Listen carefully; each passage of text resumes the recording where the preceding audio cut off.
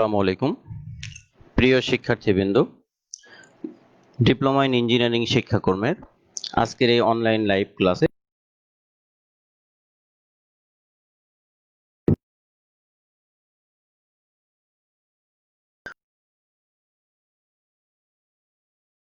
Abbas Ali, instructor non tech পদার্থ, Rangpur polytechnic institute, Rangpur.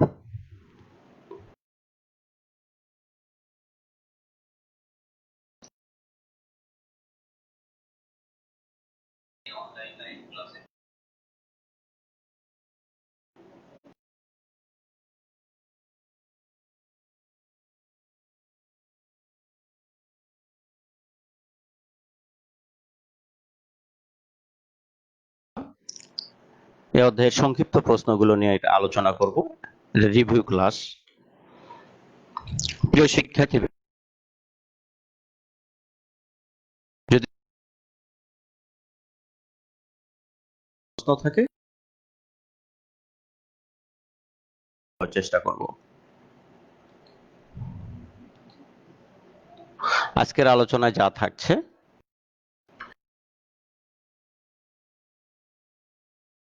দুই, cathode রশ্মির সংজ্ঞা, ধর্ম ও ব্যবহার। এক্স রশ্মির সংজ্ঞা,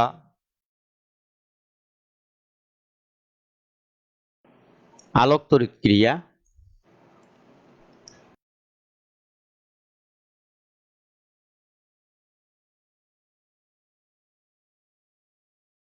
তেজস্ক্রিয় রশ্মি আলফা, বিটা ও গামার ধর্ম।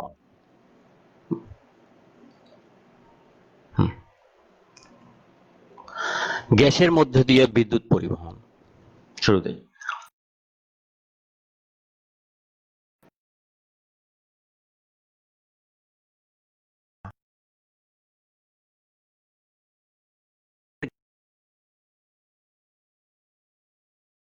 তবে গ্যাসের মধ্য দিয়ে বিদ্যুৎ প্রবাহিত হয়। আয়ন তৈরি করে এ প্রক্রিয়ায় বিদ্যুৎ প্রবাহিত হয়। আবার চাপ সাধারণ মধ্য দিয়ে বিদ্যুৎ।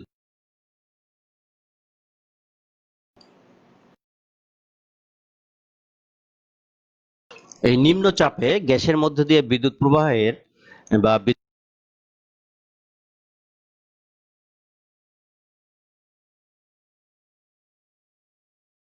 নল দেখানো হয়েছে, দেখো ব্যাখ্যা দেখাচ্ছি।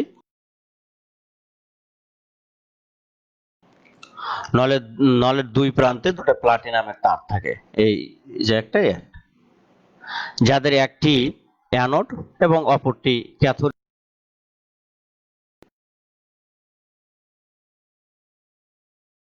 চাবি থাকে যার সাহায্যে ক্ষরণ নলের ভেতরে চাপ নিয়ন্ত্রণ করা হয়।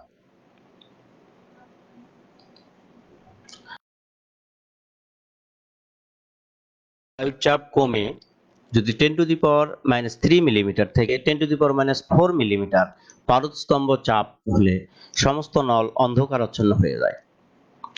তখন প্রভার সৃষ্টি করে।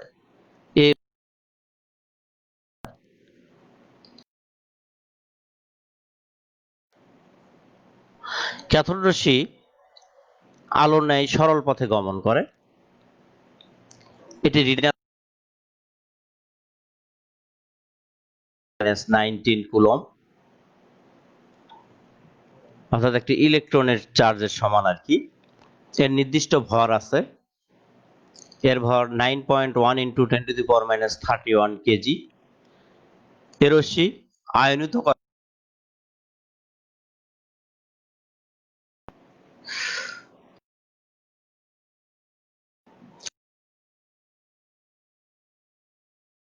আছে। এ রশ্মির ভেদন ক্ষমতা আছে। এ রশ্মি প্রতিপ্রভার সৃষ্টি করে। ক্যাথোড থেকে অভিলম্বভাবে নির্গত হয় ক্যাথোড রশ্মি।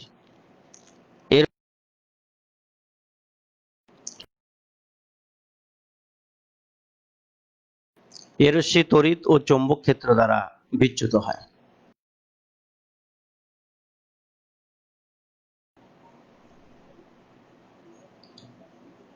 ক্যাথোড রশ্মির ব্যবহার।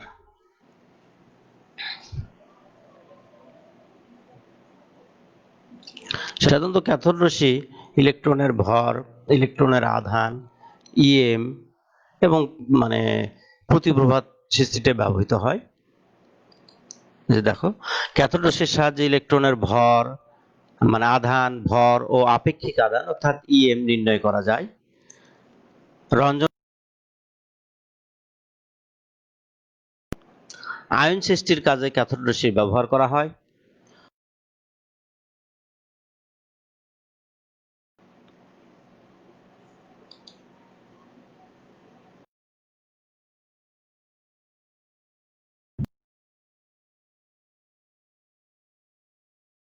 পর্যবেক্ষণ করেন যে দ্রুতগতি সম্পন্ন ইলেকট্রন কোনো ধাতুকে আঘাত করলে তা থেকে উচ্চ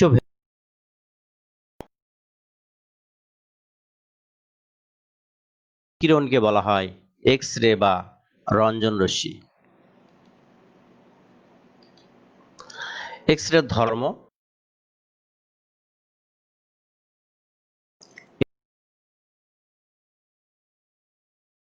তড়িৎ চৌম্বকীয় তরঙ্গ, তড়িৎ ক্ষেত্র বা চৌম্বক ক্ষেত্র দ্বারা এটা বিচ্যুত হয় না। এর তরঙ্গ দৈর্ঘ্য খুব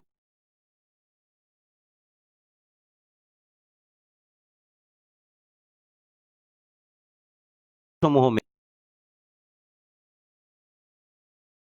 এর এর প্রতিক্রিয়া আছে, এর আয়নায়ন ক্ষমতা আছে, ইহা জীবন্ত কোষকে ধ্বংস করে, ইহা আধান নিরপেক্ষ।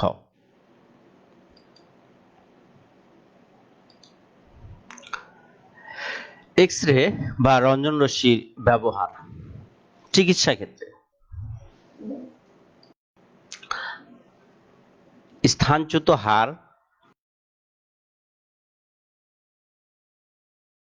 শরীরের বাইরে কোনো বস্তুর উপস্থিতি, ফুসফুসে কোনো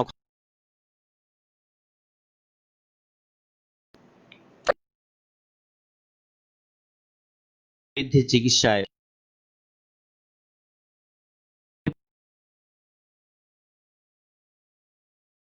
আলসার জন্য এক্স রে ব্যবহৃত হয়।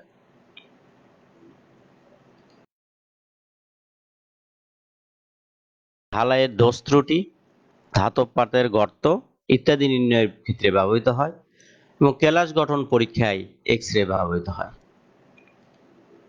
গোয়েন্দা বিভাগে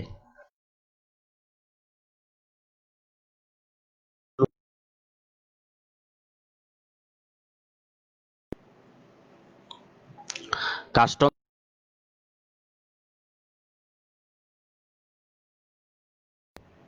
কোনো নিষিদ্ধ পণ্য, কোনো কাঠের বাক্স,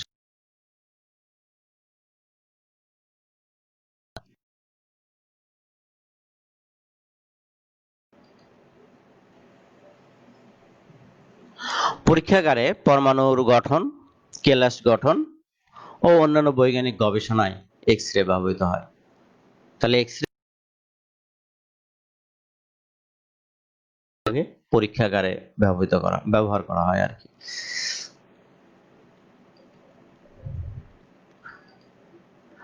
ক্যাথোড রশ্মি ও এক্স রের মধ্যে পার্থক্য। রশ্মি বা এক্স রে ধর্ম বা বৈশিষ্ট্যগুলো পড়ছি, ওটার পার্থক্যটা দেখতে পাই। দেখো,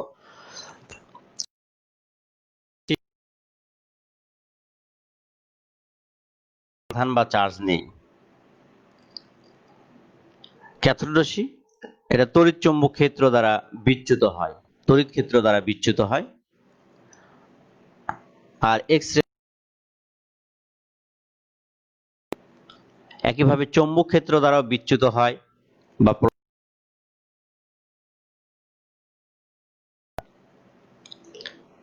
ক্যাথোড রশ্মি মূলত কণা ধর্ম।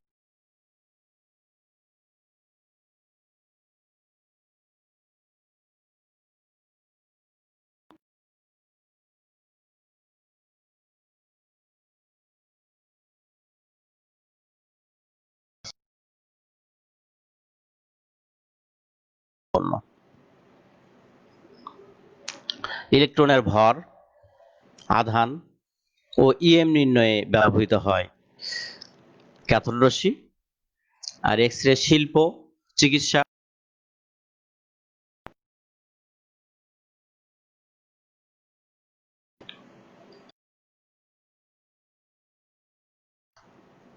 আলোক তড়িৎ ক্রিয়া, প্রথমে আলো তারপরে তড়িৎ ক্রিয়া, অর্থাৎ কোন ধাতব আলোক রশ্মি আপতিত হলে ধাতব পাত থেকে ইলেকট্রন নির্গত হয় তথা তড়িৎ প্রবাহিত হয়। এই প্রক্রিয়াকে বলা হয় আলোক তড়িৎ ক্রিয়া। দেখো আবারও পড়ছি, বা তরঙ্গ নির্গত হয়।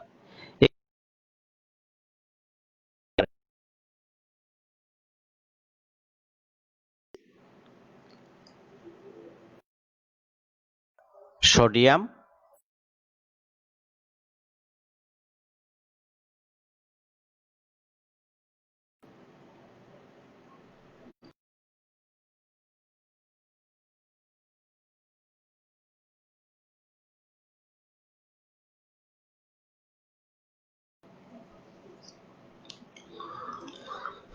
আলোক রশ্মি আপতিত হওয়ার সাথে সাথে আলোক তড়িৎ ক্রিয়া আরম্ভ হয় এবং আলোক রশ্মির আপতন বন্ধ হওয়ার সাথে সাথে এই ক্রিয়া বন্ধ হয়। তাহলে কি দেখো, আলোক রশ্মি আপতিত হওয়ার সাথে সাথেই আলোক তড়িৎ ক্রিয়া আরম্ভ হয় এবং বোঝা গেল কি ইহা একটি তাৎক্ষণিক ঘটনা। প্রত্যেক ধাতু হতে ইলেকট্রন নির্গমনের জন্য আপতিত কম্পাঙ্ক। বিভিন্ন ধাতুর ক্ষেত্রে এই সূচন কম্পাঙ্ক বিভিন্ন রকম হয়।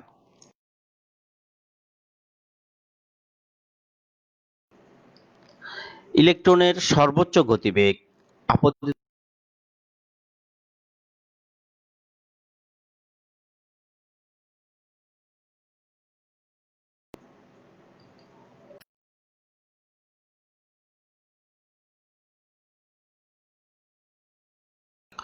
তেজস্ক্রিয়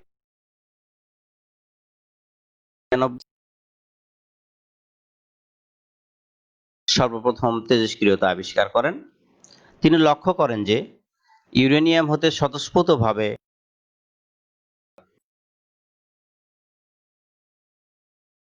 পদার্থের পারমাণবিক সংখ্যা 82 এর অধিক, তাদের ক্ষেত্রে এই প্রক্রিয়া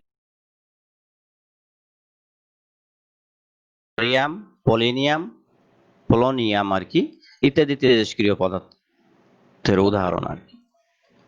তাহলে তেজস্ক্রিয় পদার্থের সংজ্ঞাটা কিভাবে দিতে পারি দেখো, তেজস্ক্রিয় পদার্থ হতে স্বতঃস্ফূর্তভাবে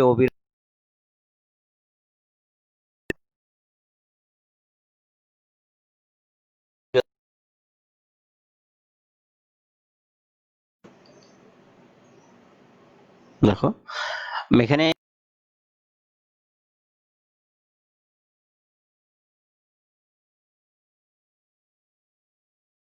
এই প্রক্রিয়া ঘটে থাকে।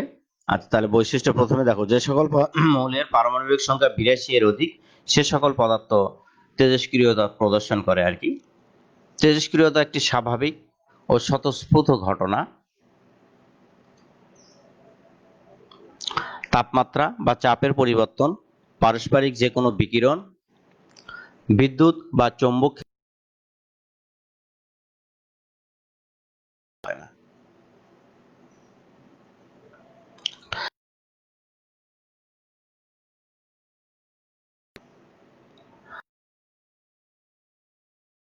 বিদ্যুৎ চুম্বকীয় তরঙ্গ প্রবাহের সমষ্টি, অর্থাৎ আলফা আলফা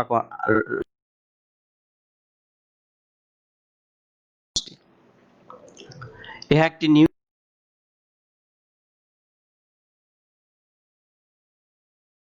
তেজস্ক্রিয়তা ধর্মের উৎপত্তি স্থল পদার্থের নিউক্লিয়াস।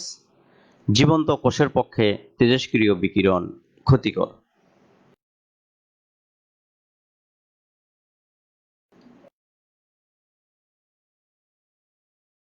চিকিৎসা ক্ষেত্রে ব্যবহৃত হয়, ইহা কৃষি ক্ষেত্রে ব্যবহৃত হয়, ইহা শিল্প ক্ষেত্রে ব্যবহৃত হয়, ইহা তেজস্ক্রিয়তা রাসায়নিক বিক্রিয়ার সংগঠনে ব্যবহৃত হয়, নতুন মৌল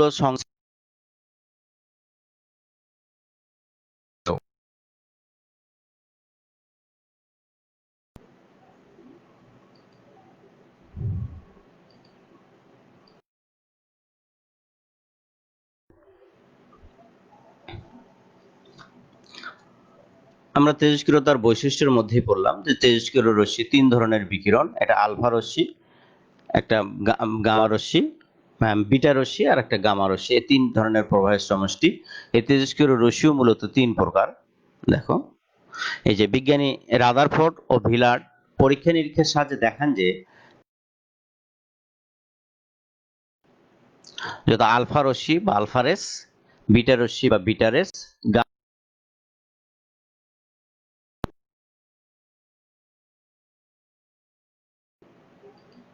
আমরা এখন এই আলফা বিটা গামার ধর্ম বা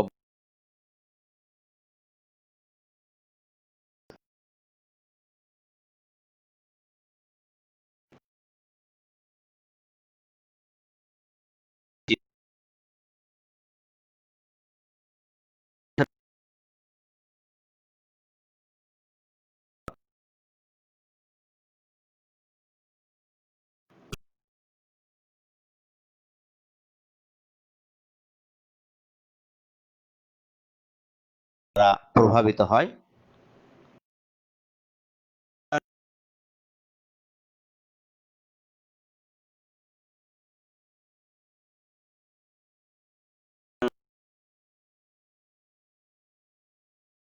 সালফাইড প্লেটে আলফা রশ্মি প্রতিপ্রভার সৃষ্টি করে।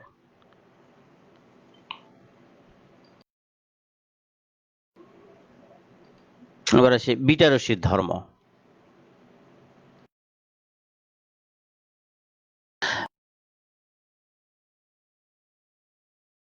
অর্থাৎ এর ভর একটা ইলেকট্রনের ভরের সমান। এবার গামা রশ্মি, গামা রশ্মির ধর্ম। গামা রশ্মি অতি ক্ষুদ্র তরঙ্গ দৈর্ঘ্যের বিদ্যুৎ চুম্বকীয় তরঙ্গ।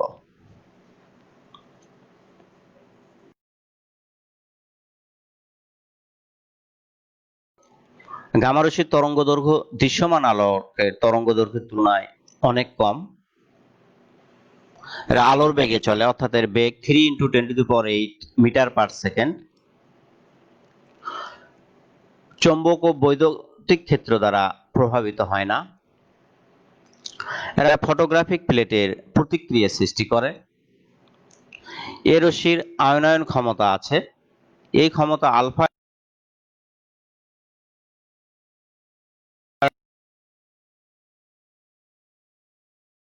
এই ভেদন ক্ষমতা অনেক বেশি। গামা রশ্মির প্রতিফলন, প্রতিসরণ, ব্যতিচার, অপবর্তন ইত্যাদি আলোকীয় ধর্ম আছে।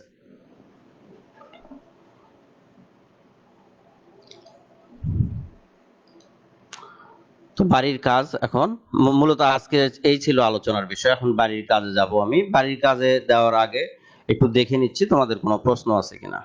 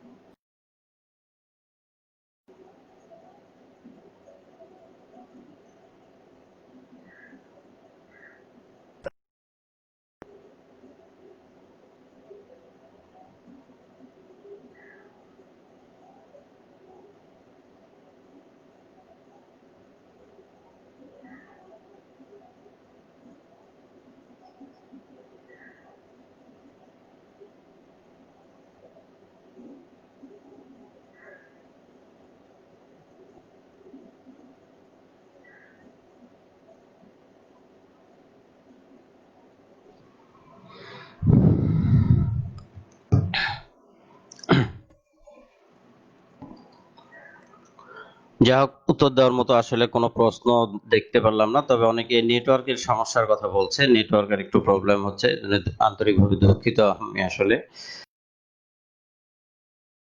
ক্যাথোড রশ্মির ধর্ম ব্যবহার লেখো। ফটো ইলেকট্রন কাকে বলে, আলোক তড়িৎ ক্রিয়ার বৈশিষ্ট্য লেখো, তেজস্ক্রিয়তার সংজ্ঞা ও ব্যবহার লেখো। পরবর্তী ক্লাস যদি এরপরে ক্লাস নিতে হয় আর কি মানে হয়, তাহলে এই